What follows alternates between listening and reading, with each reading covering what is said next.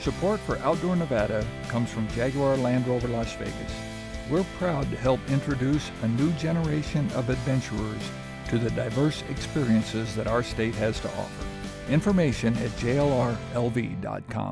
Today on Outdoor Nevada, we continue to explore the Carson City area. I hit the mountain bike trails, fish the Truckee, walk the hills with a geologist, and ride the rails with an archaeologist. That's all today on Outdoor Nevada.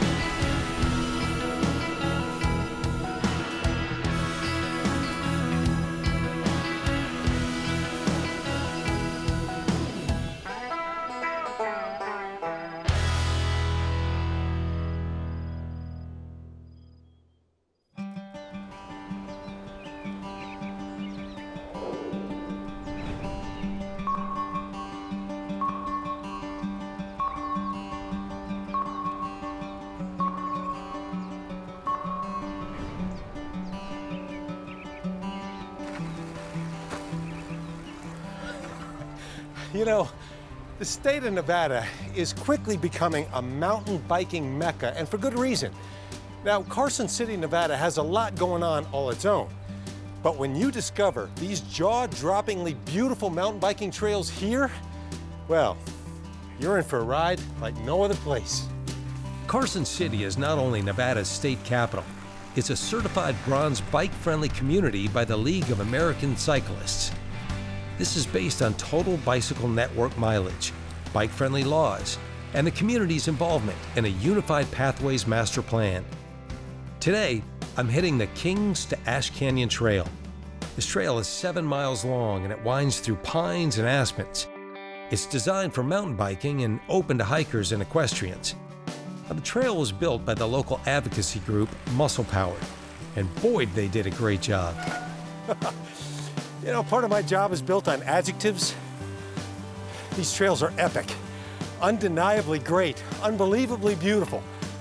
That's just a start. Right now, I'm gonna meet up with 2 local biking enthusiasts who can tell us a whole lot more. Meet a husband and wife duo, Nate and Beth. Not only are they riders, they're coaches for the local high school mountain biking team. How beautiful is this? Fantastic. Pretty good, right? Yeah. How long have you guys been riding? Let me start with you. Probably between 8 to 10 years, Yeah? I'd say. Yeah. And this goes back in your family, doesn't it? Yeah, so my folks got into mountain biking back in the late 80s, and they got my brother and I into doing it. So we've been riding, you know, since I was probably in 5th or 6th grade, I've been on a mountain bike.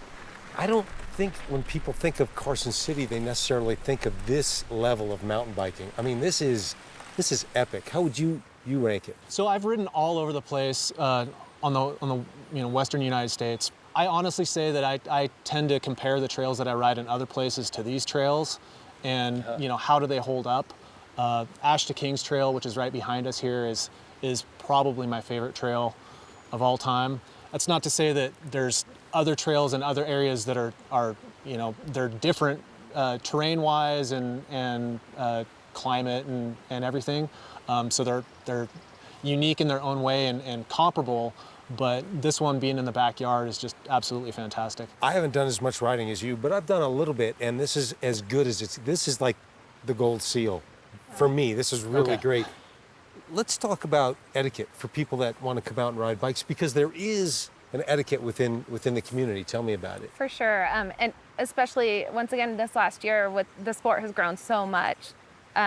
It's so important that people are just kind and friendly on the trails, and one of the big things is right of way.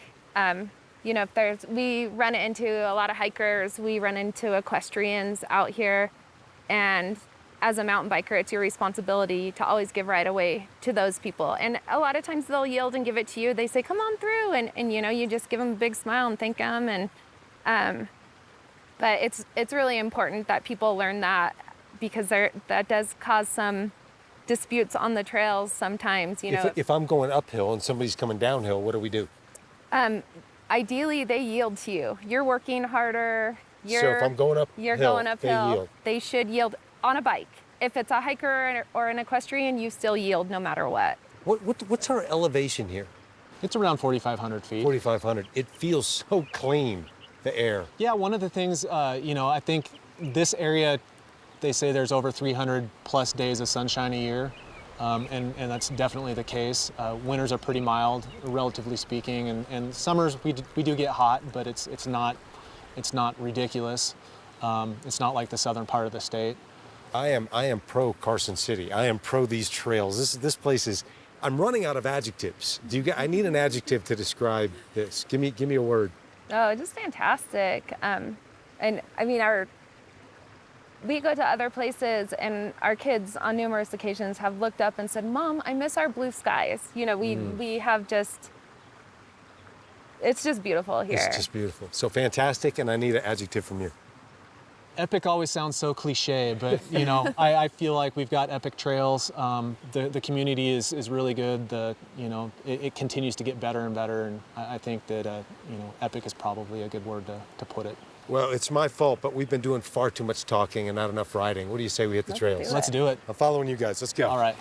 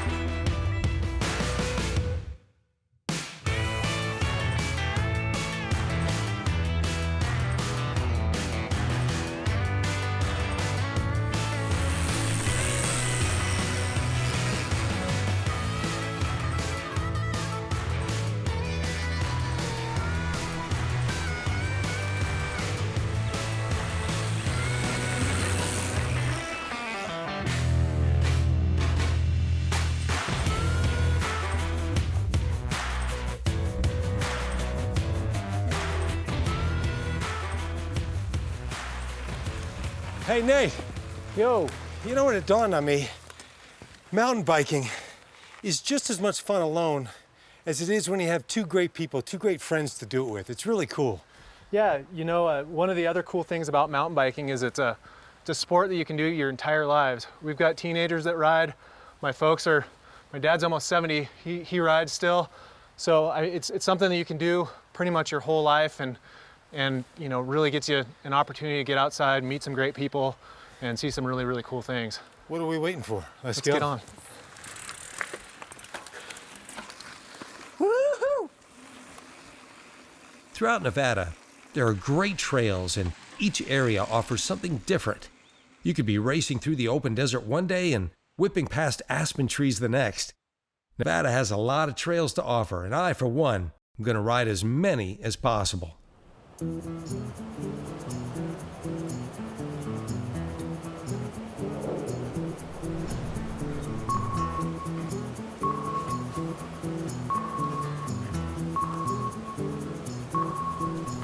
I really enjoy fishing. As a matter of fact, whenever I have the chance to cast a line, I do it. And that's why I met up with Jim, a professional angler. We went out on the Truckee River for a day of fly fishing. The Truckee River begins and feeds off Lake Tahoe.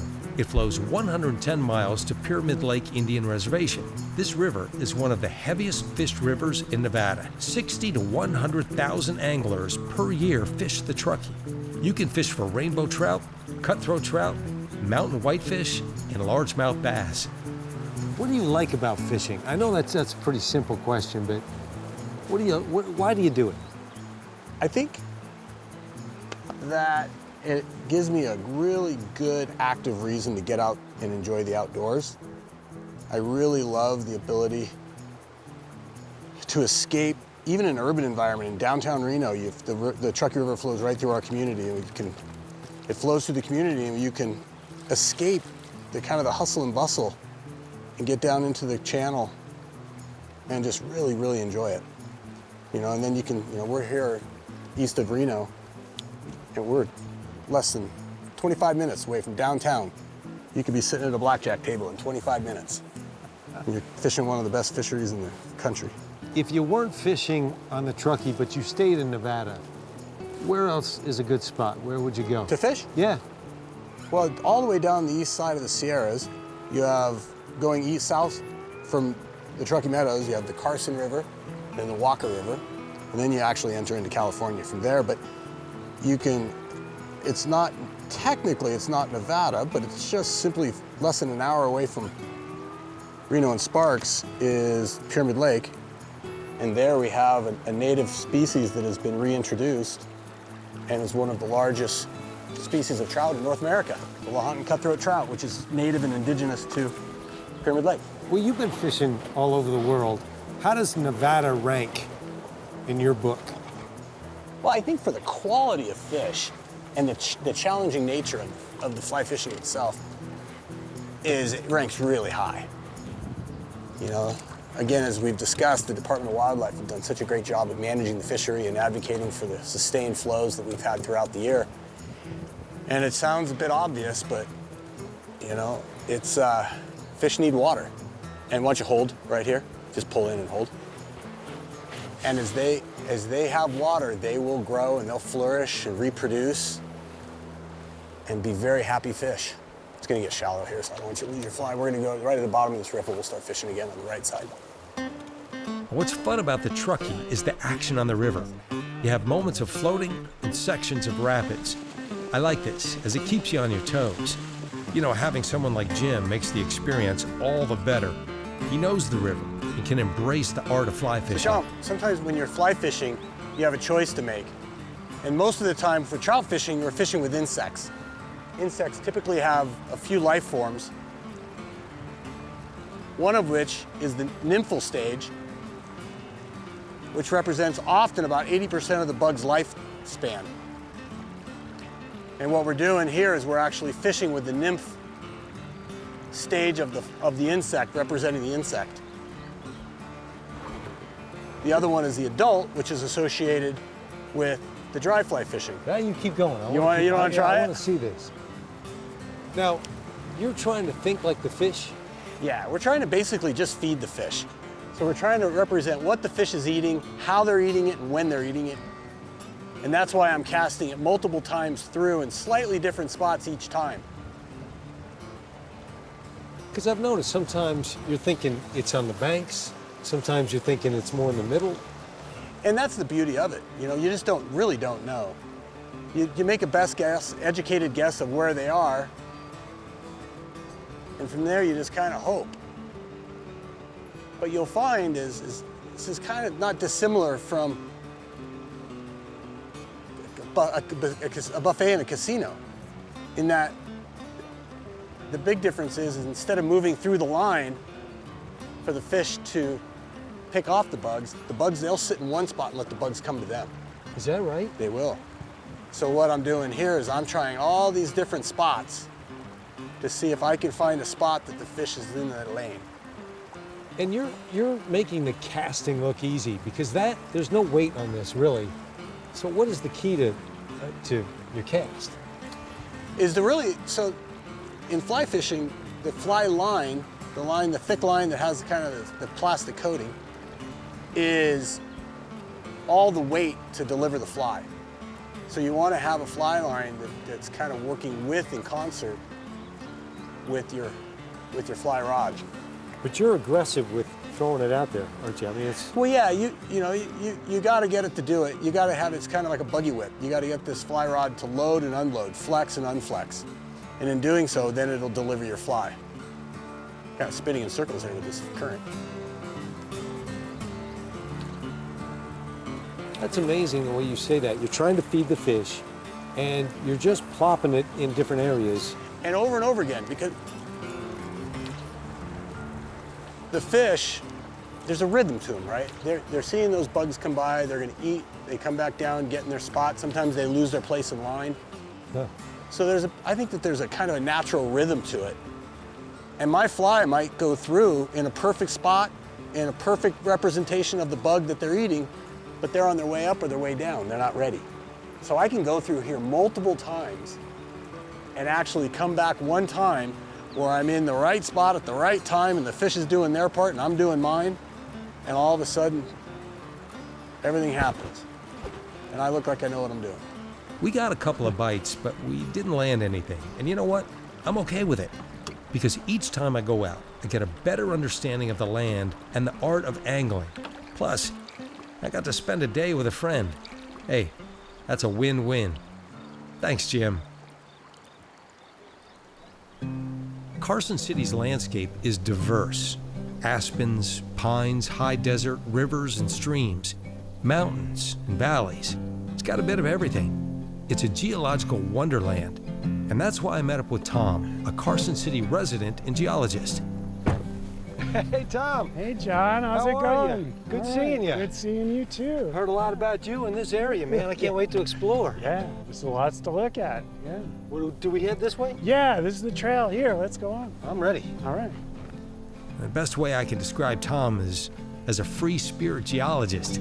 He's academic and he's a storyteller. Yeah, it is. He's a character in all the best ways. Really enjoyed listening to him. See, let's go up here. Who knew the geology and the history of the area was so deep? We seem more in tune with the history that we can see in pictures and has a human connection. But Tom looks at things a little bit differently. He opened my eyes and my mind. What is it you love about geology and these rocks here? It gives you a view of deep time. Deep time, like these rocks, 165 million years old. You can see there's little pieces in it. You can almost imagine little separate rocks within the big rock. And that was pieces that were blown out of a volcano and kind of pasted together while they were still hot. And they have recorded all these little secrets that, unless you had the training, you probably couldn't read that language. And so just being able to see, and ultimately it gets back to the earth. It's just, I love being in the outdoors, and this is a way for me to see deeper into that and appreciate, oh my gosh, this is just so complicated, so rich. It's such a rich story. Well, I can tell you, without the training that you have, I can't read it like you can, and that's why I'm so glad that you're here. Where are you taking me? What are we going to see when we get up there? So we're going to do this trail and go up to Stegosaurus Ridge. Now, there's no Stegosaurus fossils up there. Okay. But they're about the same age, those rocks, actually, surprisingly. But we're going to see rocks that give us information on an ancient set of volcanic islands. This place was a lot different millions of years ago, wasn't it? Yeah. There was, so many people know that the Earth was, for much of its history, covered by oceans. Well, it is today still, but even land masses today were covered with oceans. And Nevada was that way for many, many, many, many million years. And then along comes the Jurassic period, which is the age of these rocks, and suddenly they're not marine ocean rocks, they're actually rocks that were formed on the land. So this is the first episode of Nevada being above sea level. Wow, this is really it. This is where, okay, this is cool. This is where it all came. Let's go take a closer look. Yeah. Tell me about your impressions of living in Carson City. Carson City is such a great place. It's the state capital, and I worked here for many years in the Environmental Protection Bureau, and it's so close to Tahoe. It's close to the Southern Sierra, and it's right next to all of Nevada. It's part of all of Nevada. Perfect for a geologist. Yeah. Okay, it's not Mount Everest, but how far have we gone here so far? We've gone about 1.5 miles, and it's just another half mile, quarter mile to the top. Now this is Stegosaurus Ridge up here. Can you kind of see? Oh, yeah, how could you? The plates on the back of the Stegosaurus. For sure, that's what they Yeah. call it, Stegosaurus Ridge? Yeah. What can you tell me about that? So remember when we talked about the volcanoes and the 165 million years ago? Well, this is the same rock. So you can almost imagine volcanoes. This is the first rocks that stuck up above the ocean in Nevada, in this part of western Nevada. So that's pretty cool. While ichthyosaurs were swimming around down at Berlin, there's a volcano here. So That's incredible. So much was happening. And you know, over time, you look out at this and it looks like nothing has ever happened. But to somebody like you, that's just not true, right? Because time is different to you. Oh, I see everything here as process. It's just, everything is changing from what it is or what it was to what it will be. Rocks take a long time to do that, but they're doing it. You know, one rock falls off here, one rock falls off there. An earthquake lifts the hill, 2 inches. You do that over 165 million years and you can make mountains. Now let me ask you this. There is some lore, there's a story that has to do with, I don't know, a bag of gold or something? Oh yeah. What is that? So there was a Wells Fargo stagecoach. This was 1885. The height of the bonanza of the mining in Virginia City. It was coming down from Virginia City to Carson City to deposit bullion and coins in the bank, okay? And so they were cruising along and suddenly 4 bandits held them up, made all the passengers get out, and there was this lockbox that had, they say, $62,000 worth of gold.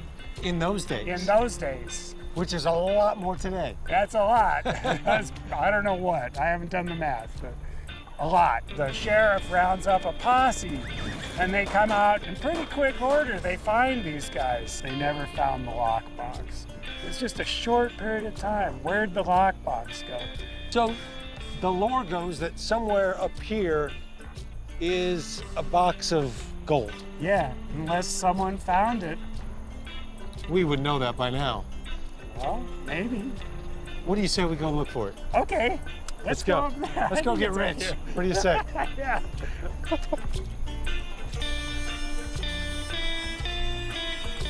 It does make you want to look behind every rock, doesn't it? It's one of my favorite things about Carson City, the history. Not only the Nevada history, but the planet's history. Who would have ever thought that on this one trail system, the rocks would tell a tale from the Jurassic period? And maybe, just maybe, somewhere in those rocks is hidden a box of stolen gold. Carson City is an amazing place. It's been a great place to visit, and I've met some amazing people. Carson City, you do not disappoint.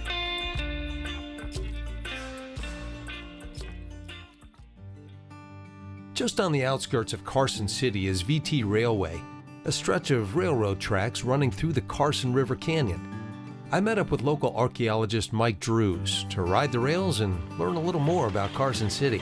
Well, see, I can enjoy Nevada, but when I really understand its history, man, I can really enjoy it more, can't you? Oh, absolutely. You hear so much about the Hoover Dam and all the manpower and ingenuity that went into it, and it's all true and it's all valid. But sometimes in the state of Nevada, we forget that that same attitude brought us these rail lines. Oh, yeah. There was, when you think about the sweat that went into building the Hoover Dam, the Central Pacific Railroad grade, the Virginia and Truckee Railroad grade, the miles of mine shafts up in Virginia City, all hand dug. And that never ceases to amaze me. Those guys were tough. I wouldn't want to feed one. A regular person would come out here who didn't know better, see this and go, oh, that's kind of cool. But being here with you, I see and I can hear, and I think of the guys that are blasting this with dynamite right there. They were right there, digging this out with elbow grease, making it happen. Yeah. What would you like people to know about Carson City? It's the authentic West. It's Carson City's done a great job of preserving their historic architecture, the historic downtown. Carson City was Virginia City drove the economy. Carson City was the real business city. That's where things happened. Some of the money from up there trickled down into Carson, the Bliss Mansion. People who were supporting the Comstock were down in Carson, and that flavor's still there. Carson City's done a great job preserving open space. This is all either BLM or Carson City open space now. It's not going to be developed. Well, I don't know how Carson City is rated. I can only tell you it's underrated. There's really a peaceful beauty to this ride, and when you take the ride with someone like Mike, well, he allows you to see things for what they were and how they got us to this point in time. I really love being able to visit and spend time with people. They each have a story to tell, and I'm honored to listen.